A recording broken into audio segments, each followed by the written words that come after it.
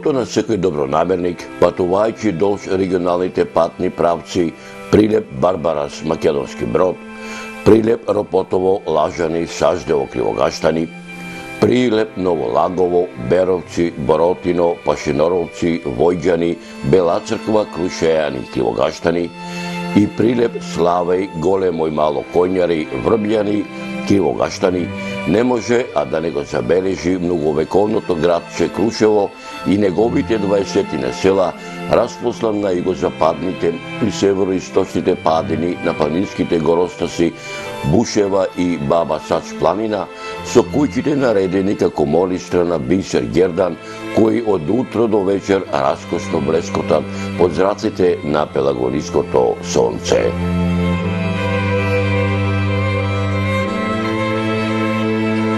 Наминав во оваа многовековна населба, крушевчани да ми го раскажат минатото не само на нивниот роден град, туку и за населените места од Крушевскава регија, а преку нивните лични сеќавања, различни по време и простор, и вам, драги мои, да ви доловам дел од непорекливата драгоцена слика за Крушевската регија низ времето, надополнета со веродостојни сведоштва и историски аргументи за овој регион, со надеж дека меѓу помладите крушевчани, по раѓање или по потекло, особено меѓу оние поупатени во областите на историјата и антропогеографијата, ќе се изнајдат и љубопитници и ентузијасти кои за голем број прашања изнесени, деловно опфатени или недопрени овде, ќе вложат и љубов и труд и знаење, за да ги доистражат и изнесат на виделина, спасувајќи ги од неправедната правда заборавот,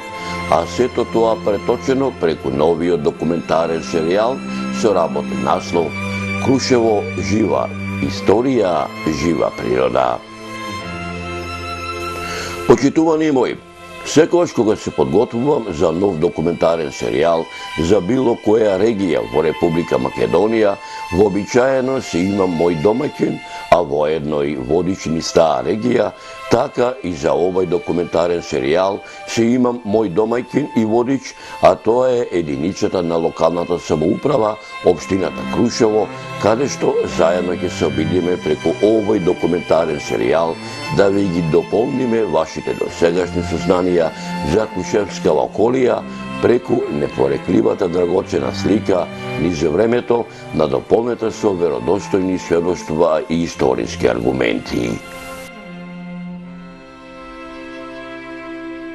Почитувани мои, во вистинска смисла на зборот, мои домајќини и водичи низ овој документарен серијал се градоначалникот на општината Крушево, Томе Христоски, и Националната установа Историски музеј Крушево, представени од господинот Борис Марковски, по вокација и историчар на уметноста, и Јорго Папакоча, по вокација дипломиран историчар.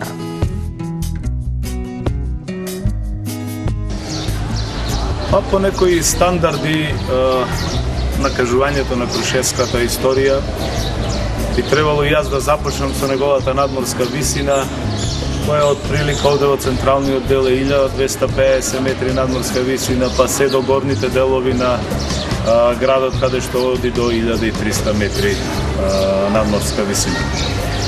Инаку потеклото на градот се поврзува со неколку легенди, од легендата на крушата која била тука во овој централен дел, до она кое е понаучно истражувано и кое се поврзува за едно мало село кое се нарекувало Стари Дол, и фактички народот кој живеел тука во селото Стари Дол. Крушевскиот регион се простира на југозападниот дел од Македонија, каде што градот Крушево има централна местоположба и представува административен, економски и културен центар. Секој што ќе дојде во Крушево ќе го сознае и треба да го сознае Крушево, вистинската приказна за Крушево. Сите овие улички, тесни сеона имаат своја приказна, и тоа што Крушево представува како еден од најпознатите градови нормално во Македонија, треба да се доживее и да се види вистинската поја, ќе наречам, на Крушево и на сите негови населени места во околијата на Крушево и Крушевска.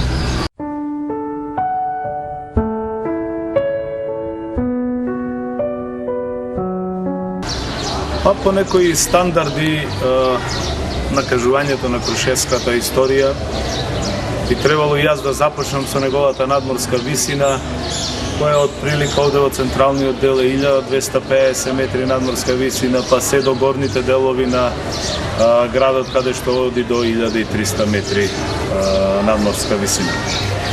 Инаку потеклото на градот се поврзува со неколку легенди, од легендата на крушата која била тука во овој централен дел, до она кое е понаучно истражувано и кое се поврзува за едно мало село кое се нарекувало Стари Дол.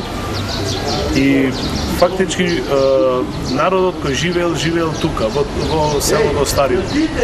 Но бидејќи периодот е периодот на Османската империја, биле доста време малтретирани, напастувани, напаѓани, убивани, па плаќале голем арач, се до моментот негде околу 14 век по некои податоци, кога Јаја Бек го добива Крушево како награда за воени заслуги и го прави својот имот на денешното место на Крушево, каде понудува на населението, посебно од Стари Дол, но и на останато население од останатата територија, заштита и побезбеден живот во неговото место, во неговиот имот и многу помалу плаќање на данок.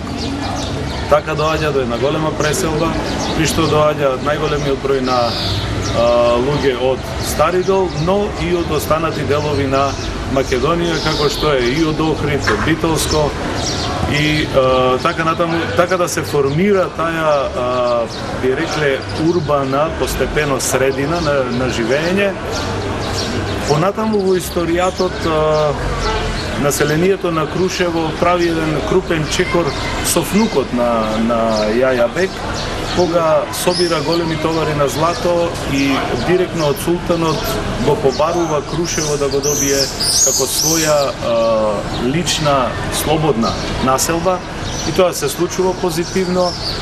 Крушево се претвора во град на крушевското население и до ден денес тој документ постои и крушевчани го имаат. Во подоснежниот период Крушево станува голем занаетчиски центар. Преселувањето на властите од Москополе го прават своето, зашто тоа е една популација на занаетчи, еснафи, работници кои сето тоа го прошируваат, за на крајот да никни и борбениот период исто во овој град, да никни Крушевската република, првата република на Балканот. Кога зборуваме за република, мислиме на оригиналното име република, значи република како Франција и Англија. И после тоа втората, редоследно останатите војни до Втората светска војна, кога и Крушево ги дава своите придонеси преку борбата на своите млади синови, да ја добие и конечната слика и конечниот град Крушево.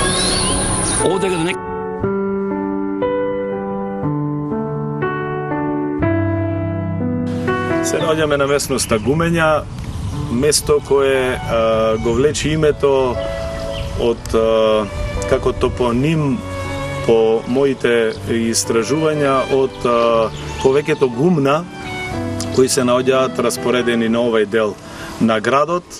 Имено како ридско-планински град, житото се вршело на одредени рамници. Едно од тие рамници или едно од тие гумна било точно ова и така го добива нели подоснежното име. Место на кое не само што е сместен комплексот на Јордан Грабуловски, велепниот споменик Илинден, туку тука се наоѓаат и гробиштата, вечното почивалиште на Питугули, на Тоше Проески, великаните на народно-ослободителната борба, едноставно место кое е полно со историја, вклучувајќи го и штабот на крушевските револуционери кои дошле тука за време на формирањето на Крушевската република, па и до пробата на првото церешово топче кое е извршено точно тука на овој простор на Гумења.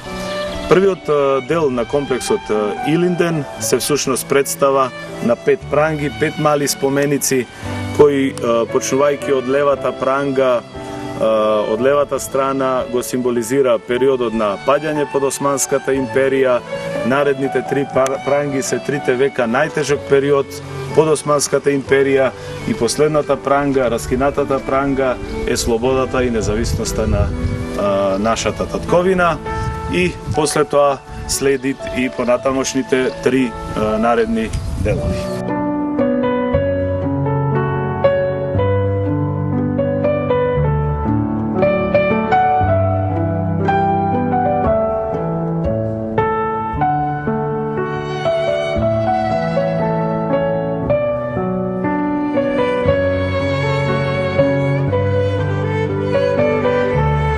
Ова е вториот дел од целиот комплекс или така наречената гробница, каде што можете да видите од левата и од десната страна 58 како цевки од топчиња кои што представуваат 58 битни револуционери, битни битки што биле дел од Илинденската епопеја.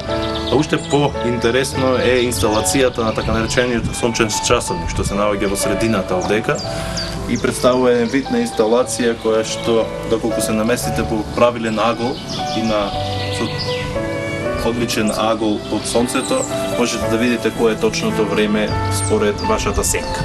Како што може да се забележи на секој од последните топовски цевки, може да видите дека представуваат различни имиња презимиња од познати револуционери. Како пример е тука се наоѓа Арсени Јовков. Понатаму можете да се гледаат, се пишува гемиџиите или е цел еден процес на тоа што оставштината што оставиле гемиџиите во борбата за ослободување на македонскиот народ, секако импликацијата на Илинден 903 или една заедничка симбиоза на сите Илиндени што се случиле во Македонија. Понатаму можеме да продолжиме и ќе забележиме Смилево или Смилевскиот конгрес, Мечкин камен, битката на Мечкин камен или Невеска 1903 година, Војдан Чернодрински. Импликацијата е тоа што не е само револуционери, туку и Војдан Чернодрински кој што бил прибирател на македонски умотворби што подоцна првиот повеќе драмски творец, така? Творец и понатаму може туку е еден од основачите на апостол Петков секако, Ножот Прилепско 1907 година и Димитрија Чуповски исто така дел од една заедничка симбиоза на различни луѓе, битки и различни влијанија кои што придонеле за ослободување на Македонија или почетот на револуционерната борба. На ова страна може повторно да се погледнат и да се видат како индивидуалните имиња на нашите востаници, Пулески, но и борбите кои се и како значаен дел во сета таа македонско револуционерна организација, Разловци, Кресна, Теодоси, митрополит Скопски, кој е зачетник на нашата црква, би рекол, на нашата македонска идеја за црква.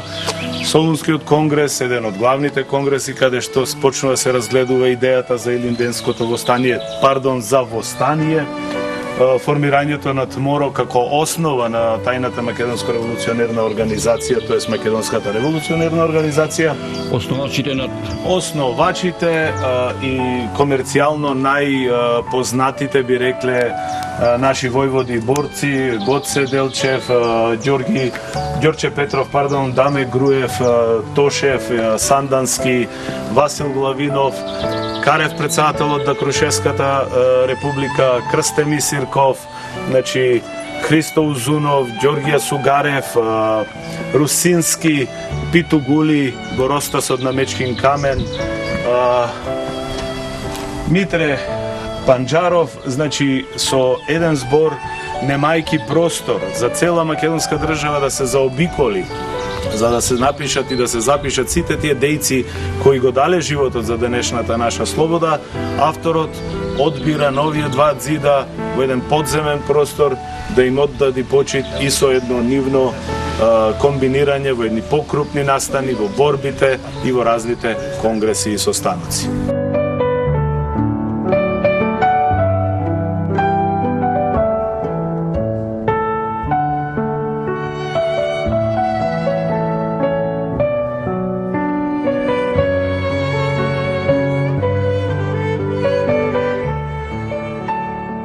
Третиот дел од спомен комплексот Илинден, така наречената летна училница или летна сцена.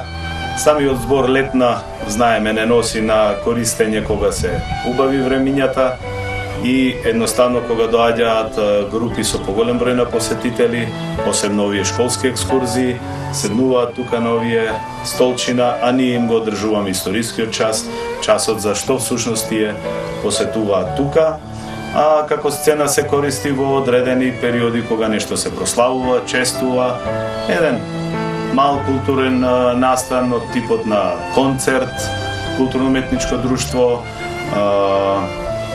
театар, 280 столчина, 100 луѓе кои можат да стојат околу е доволен број за да ова прерасне во една убава сцена, а за да биде сцената уште повелелепна се погрижи Петар Мазев, кој ги направи овие керамопластични ѕидови, прикажувајќи го фолклорот или етнолошкиот дел на македонскиот народ, уметник кој е исто еден од великаните на модерната, современата македонска уметност, еден абстрактен сликар кој дефинитивно ги представува до танчина сите своји идеи од историјата на Македонија.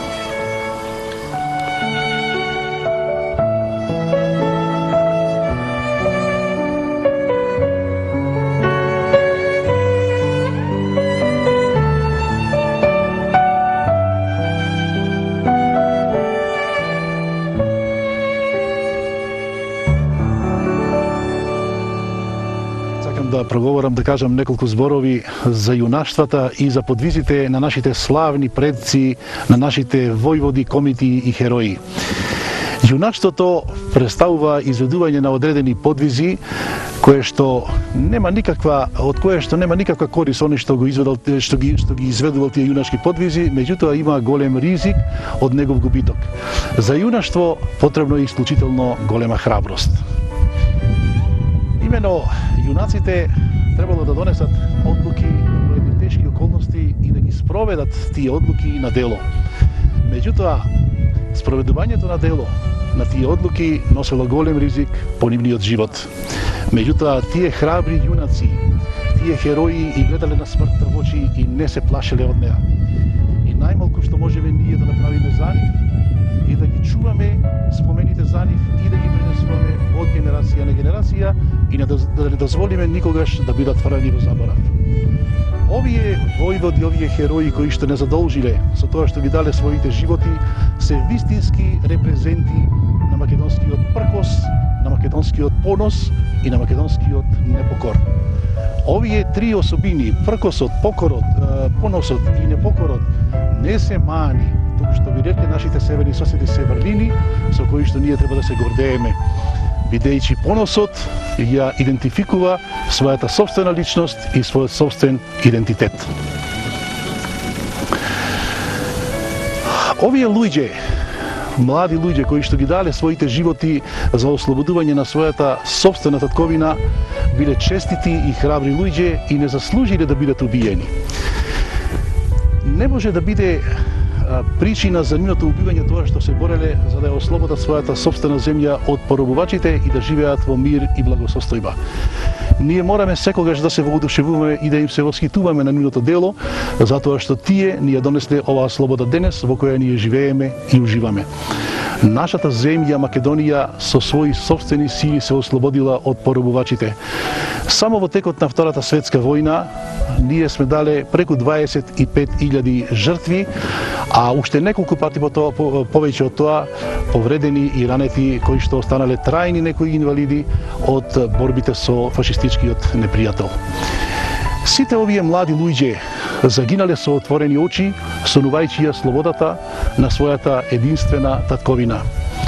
И оставиле аманет до идните генерации дека никој не сме да се подигрува со нашето славно историско минато и со нашето идентитетско наследство. Со херојската смрт со која што загинале, тие луѓе останале бесмртни за секогаш. Знаете како велат дека човек не умира тогаш кога ќе го погребат, туку умира тогаш кога ќе биде заборавен. И сите овие војводи народни херои и борци кои што ги дале своите животи, ќе останат за секогаш бесмртни. Сеќавањето на нив, на овие јунаци, на овие херои, не треба да биде само денес на овој светол ден и денес на ова свето место, туку секогаш и секаде каде што не има во светот. Секаде докаде што зрачи нивната светлина. Овие храбри момци и луѓе имале силен дух и силна воља затоа што се бореле за слобода и за правда. Борбата што тие воделе, односно револуционерното дело и ослободителното дело истребале, затоа што биле засновани на законитост, на честност, на морал, на праведност и на објективност. Иако тие јунаци, тие војводи, тие херои загинале, нивното дело никогаш не загинало и нема да загине, и ние ги уживаме благодетите од тоа нивно дело. И аманетот што ни го оставиле овие борци нам, на сите генерации, е жив оган кој што и ден денес гори во секој од нас.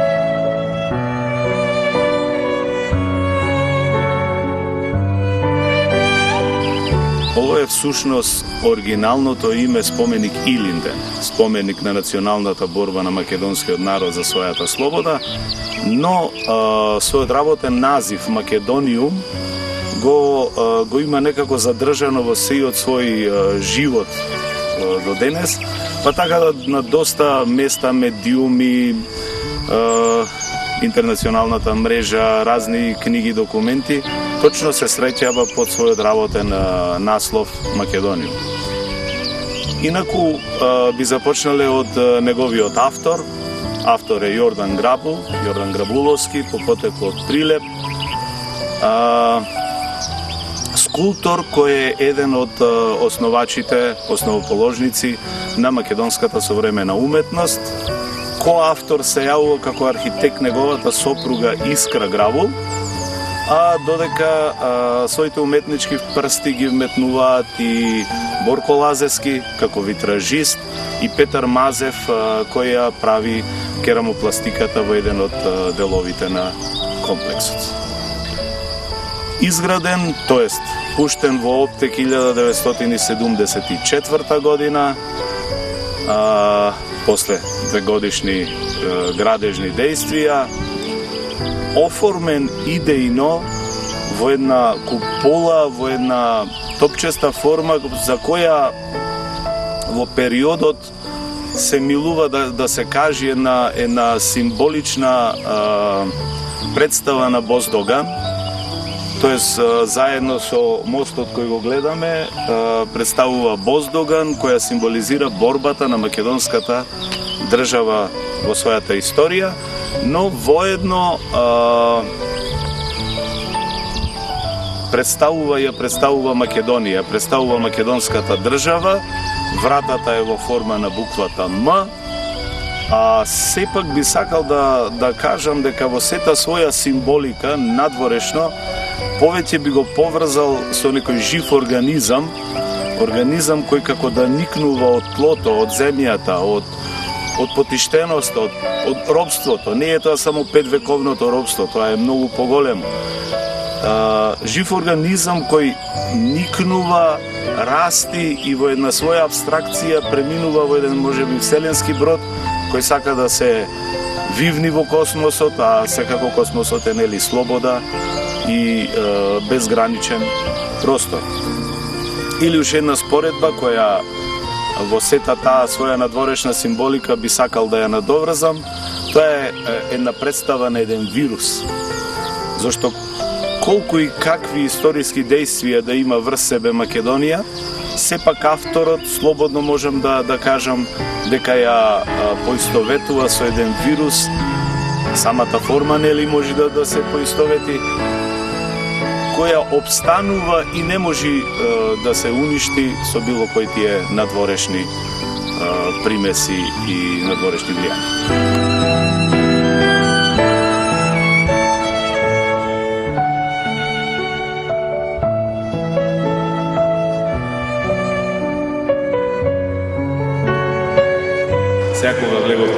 довечноста на споменикот. Треба да се кажи дека овој споменик од интериерна страна може да го поделиме на 3 нивоа. Во првото ниво гледаме 4 прозорци, всушно 4 прозорци се оформени во 4 уметнички галерии, а пак 4 уметнички галерии го прикажуваат историскиот дел, тоест 4 поважни, поглавни делови на македонскиот народ и на македонската држава, во кои може да се започне со првата галерија.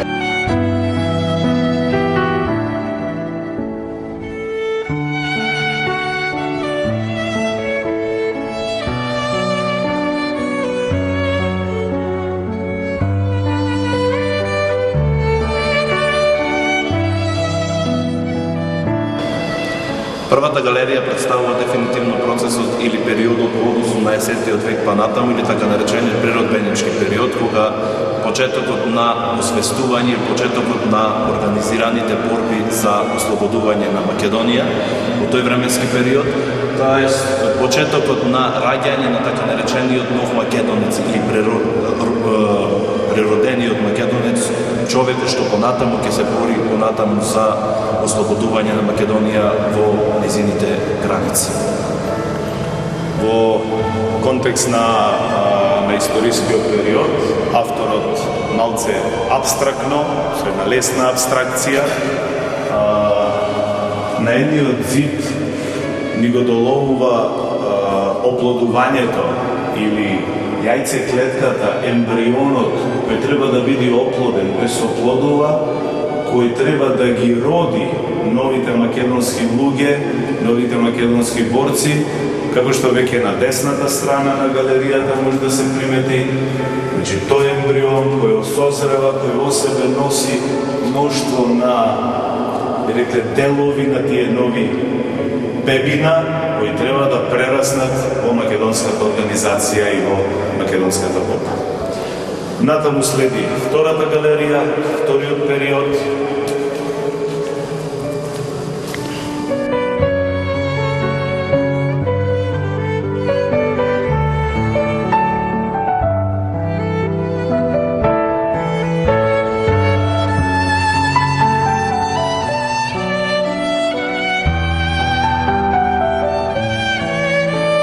Милевскиот конгрес е донесен одлука за кревање на восстание, кој што токму тука се случило во Крушево од 2 до 12 август 1903 година, или познатата 10-дневна Крушевска република. Крушево е слободна територија 10 дена, која што понатаму подоцна на 12 август е околен од сите 4 страни и е запалена, но сепак борбата тука не престанува. Крушево представува како искра, првата искра што доаѓа, што ги поттикнува македонскиот народ за понатамошна борба за ослободување. Значењето на Крушево е тоа што представува народна република, република која што била владеена од народот, од луѓе што биле токму во Крушево, од луѓе кои што биле задолжени за различни сектори, но сепак биле луѓе кои што концептот на републиката е многу битен, пораката на републиката е многу битен заради тоа што прва слободна територија после 5 века робство, но сепак е организирана токму од народот.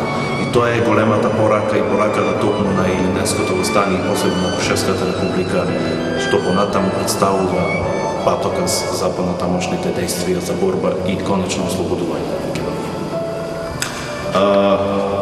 И сакал само кратко да се надоврзам на колегата.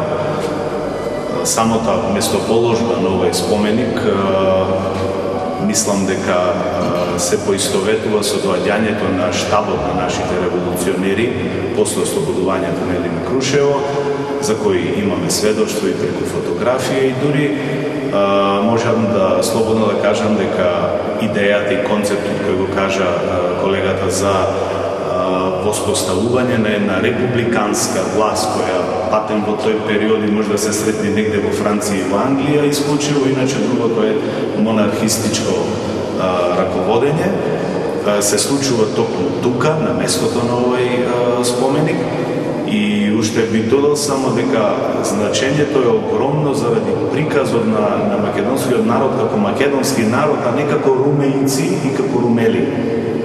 Имајќи го сето тоа во предвид, авторот Јордан Грабуловски, кој патем можем да го проценам според неговите дела е голем родолюб, домолюб, преку левата скулптура, преку левиот релјеф, всушност ни ја покажува таа борба на илинденското восстание во внатрешноста. Може да приметиме човек кој во раката држи пушка, едно борбено дејство кое се случува однатре, а не по некои пропаганди дека тоа се случува однатвор.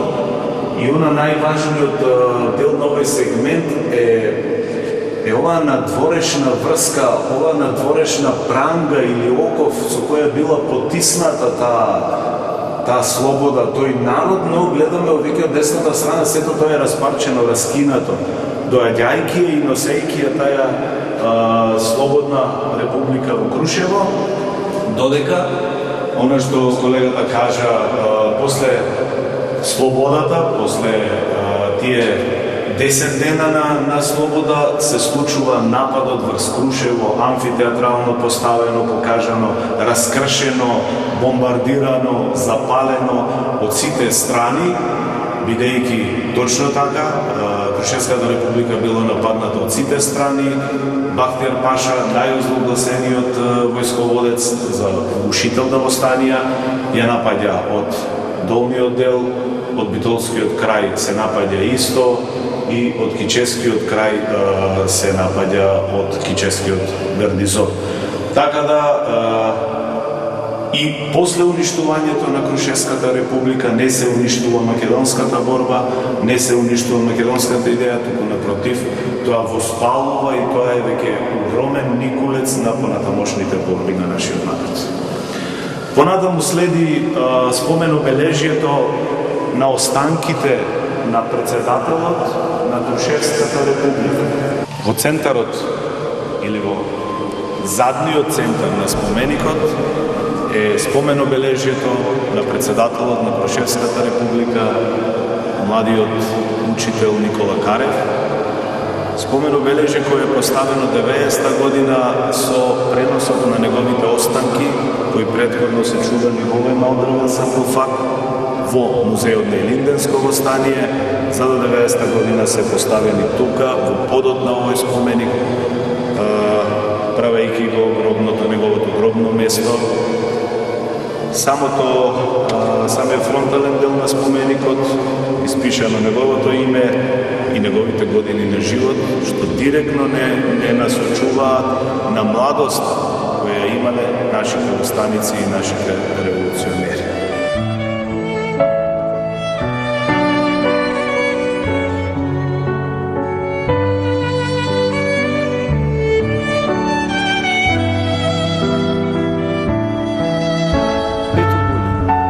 Малкумина знаат за тој лик. Заедничко имам со Пито Гули што не роден 1865, а јас сум роден 1965. Меѓутоа, како човек бил многу пис, имал свој ан во кој ги добивал сите информации за Бахтијар Паша, за касарната, колку броела, како броела. Интересен човек. Дење бил анџија, а ноќе бил комик. Пито Гули можеме да го сретнеме во многу книги, каде што има напишано многу наши дејци историјата. Меѓутоа, сакам само да кажам дека неговиот лик бил храбар, јунак, кој што со неговата чета од 800 борци не се врати назад.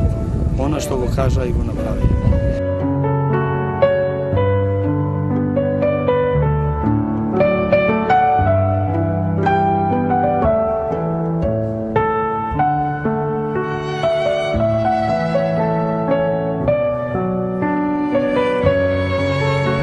Кажуваја за Илинденското восстание, како било, се кои песни ги пееле тие тогаш.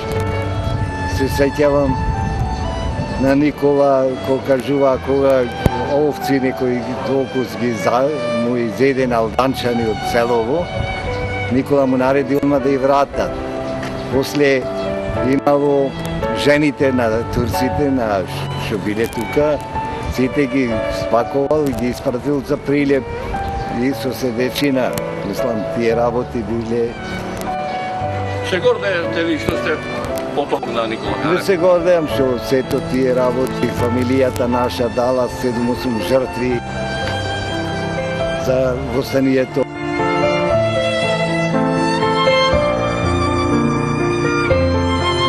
Јас сум Елена Гулев. Внука сум на Питу од најмалиот син, директен потомок. Јас и една сестра. Друго немаме ништо од фамилијата на Питу. Сите се загинати, сите борци, сите синови негови загинаа за Македонија. Ништо немаме останато, ни наследства, ни ништо, сум гробој на Питу од фамилијата. Мило ми е што сум внука на Питу. Што Републиката Македонија држава постојот од Илинден, од Крушево. И треба сите да се гордат со Крушево. Зашто кој да дојде, никој нема да го нападне Крушево, зашто е посебна Република Крушево. Платено е со злато, со се е платено Крушево. И со жртви. Ова земја е створена од мажи млади, од крв, редена земја, редено мажи, млади, жени, сето тоа. И треба да се замисла сите политичари шо прават.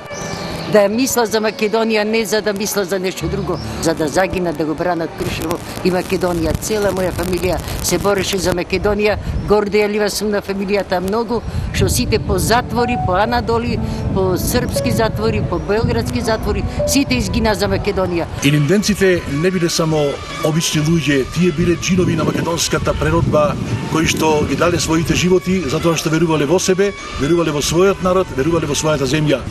Овие славни илинденци, овие луѓе кои што ги положиле своите млади животи за подобра иднина на својот народ, имале една девиза дека да живееш значи да се бориш. Имено робот се бори за слобода, а слободниот се бори за совршенство.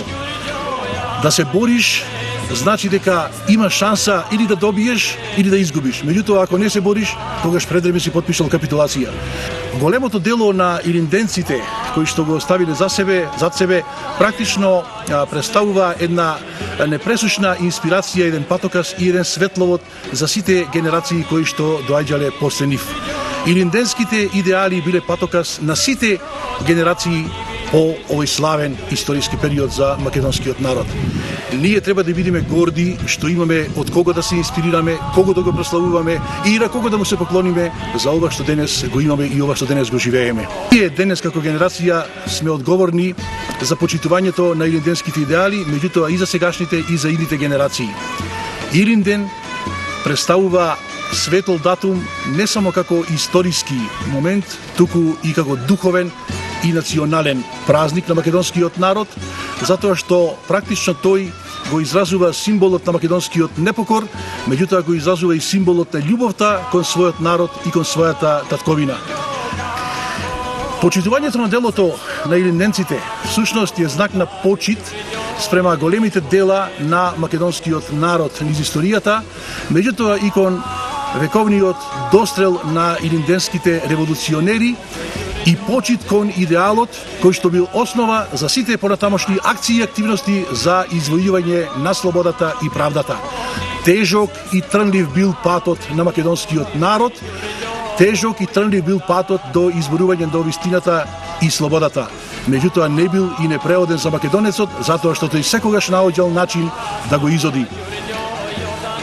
Идеалите на илинденците треба да бидат идеали на сите генерации.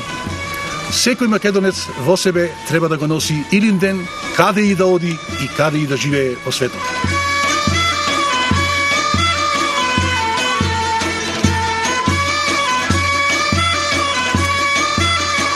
Нека им е вечна слава на сите паднати војводи и херои за ослободувањето на македонскиот народ од поробувачите.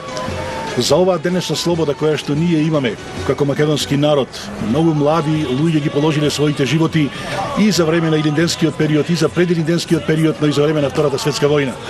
Во оваа прилика јас сакам да споменам само неколку имиња и нека не би биде забележено ако некого испуштам.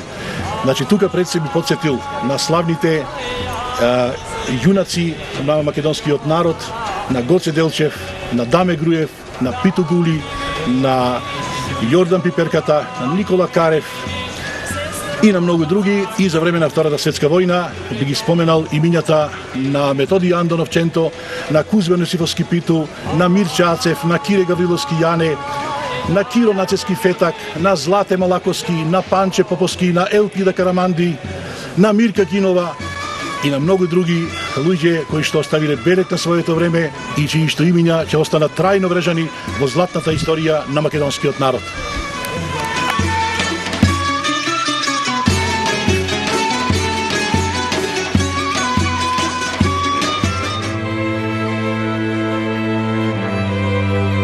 Мештаните од Крушевската регија ми раскажаа многу други приказни за минатото на нивниот роден крај, преку нивните лични сеќавања, различни по време и простор, а вам, драги мои, делот не порекливата драгоцена слика за овој крај, низ времето на допелнета со веродостојни сведоштва и историски аргументи за овој регион, со надеж дека помеѓу младите крушевчани по раѓање или по потекло, особено меѓу оние поупатени во областите на историјата и антропогеографијата, ќе се изнајдат и љубопитници и ентузијасти кои за голем број прашања изнесени деловно фатени или недопрени овде, ќе вложат и љубов и труд и знаење за да ги доистражат и изнесат на виделина, спасувајќи ги од неправедливата правна заборавот. Ќе ви доловам во следните продолженија од документарниот серијал Крушево, жива историја, жива природа.